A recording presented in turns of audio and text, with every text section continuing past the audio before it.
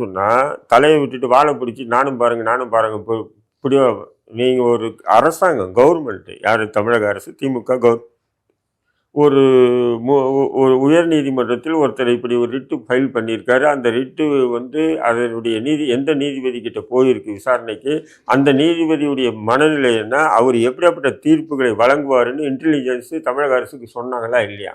சொல்லி தமிழக அரசு நடவடிக்கை எடுத்ததா இல்லையா? அதுக்கு முன்கூட்டியே நடவடிக்கை எடுக்கணுமா இல்லையா?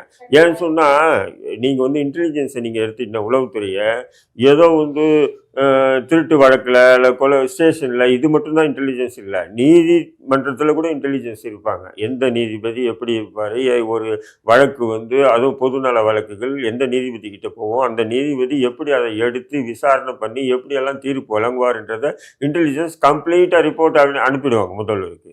அப்போ அந்த அளவுக்கு அஜாக்கிரதையை நீங்கள் இருந்துட்டு இப்போ நீங்கள் என்ன பண்ணுறீங்கன்னு சொன்னால் நாங்கள்